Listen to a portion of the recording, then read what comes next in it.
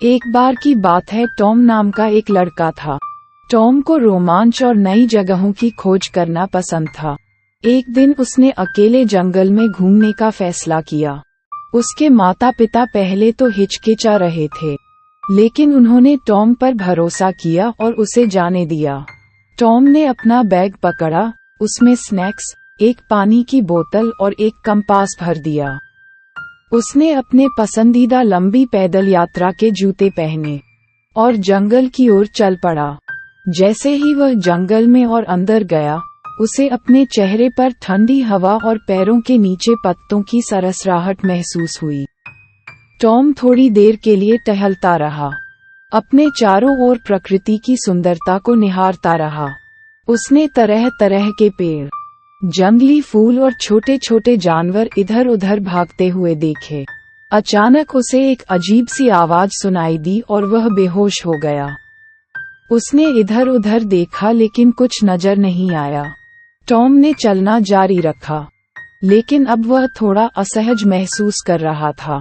वह जितना आगे बढ़ता गया, जंगल उतना ही गहरा और घना होता गया। टॉम खोया हुआ महसूस करने लगा और उसे चिंता होने लगी।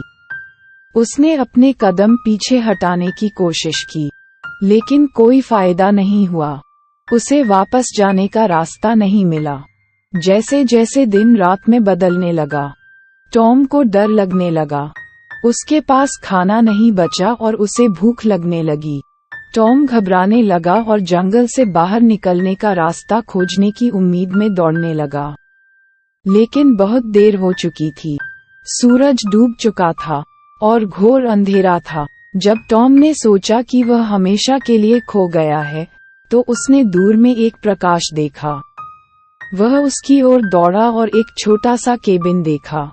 टॉम पहले तो झिझका, लेकिन फिर उसने दरवाजा खटखटाया। एक बूढ़े आदमी ने जवाब दिया और अंदर उसका स्वागत किया। बूढ़े व्यक्ति ने टॉम को कुछ खाना और पानी दिया और उसकी कहानी सुनी। उसने टॉम से कहा कि वह जंगल को अच्छी तरह से जानता है और वापस जाने का रास्ता खोजने में उसकी मदद कर सकता है।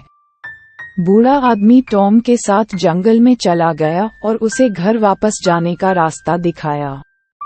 टॉम को घर वापस आने, सुरक्षित और स्वस्थ होने पर बहुत खुशी हुई।